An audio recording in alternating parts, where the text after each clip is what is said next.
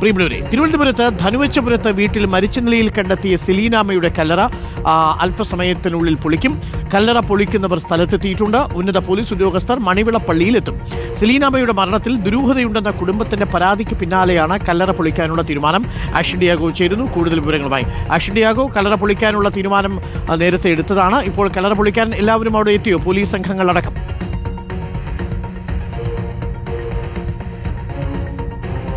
Doctor Arun, അല്പസമയത്തിനകം തന്നെ ഈ കല്ലറ പൊളിക്കും എന്നുള്ളതാണ് നമുക്ക് ലഭിക്കുന്ന വിവരം. 11 മണിയോടുകൂടിയാണ് കല്ലറ പൊളിക്കാനുള്ള തീരുമാനം നിശ്ചയിച്ചിരിക്കുന്ന സമയം. അതിന് മുന്നോടിയായി തന്നെ ഒരുക്കങ്ങളെല്ലാം പൂർത്തിയായിട്ടുണ്ട്, തയ്യാറെടുപ്പുകളെല്ലാം പൂർത്തിയായി.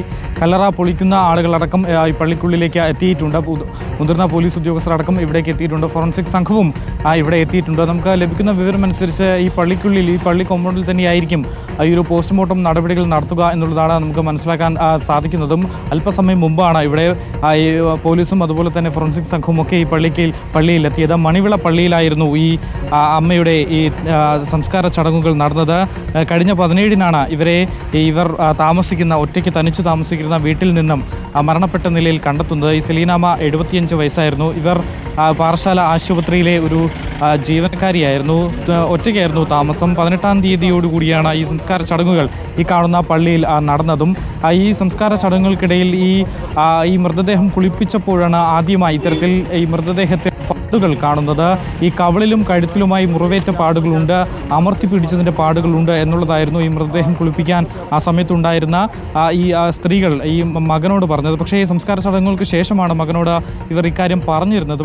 അതുകൊണ്ട് തന്നെ ആ ഘട്ടത്തിൽ അത് ശ്രദ്ധയിൽപ്പെട്ടിരുന്നില്ല. മാത്രമല്ല, പിന്നീട് ഈ മകൻ നടത്തിയ പരിശോധനയിൽ, വീട്ടിലടക്കം നടത്തിയ പരിശോധനയിൽ സെലീനാമ്മയുടെ ആഭരണങ്ങളിൽ ചിലത് കാണാനില്ല എന്നൊരു അത് കണ്ടെത്തുകയും ചെയ്തിരുന്നു. അതായത് സെലീനാമ്മയ്ക്ക് കയ്യിലും കഴുത്തിലും കാതിലുമായി ആഭരണങ്ങൾ ഉണ്ടായിരുന്നു. ഇതിൽ കമ്മലും വളയും മാത്രമാണ് ഈ കുളിപ്പിക്കുന്ന സമയത്ത് ലഭിച്ചത്.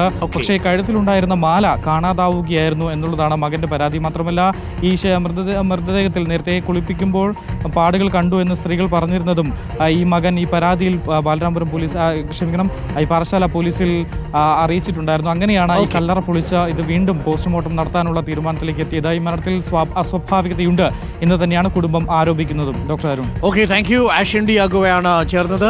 ധനുവച്ചപുരത്തെ സെലീനാമ്മയുടെ കല്ലറ അല്പസമയത്തിനുള്ളിൽ പൊളിക്കും. കുടുംബത്തിന്റെ സംശയത്തെ തുടർന്നാണ്, പരാതിക്ക് തുടർന്നാണ് കല്ലറ പൊളിക്കാനുള്ള തീരുമാനം എടുത്തത്.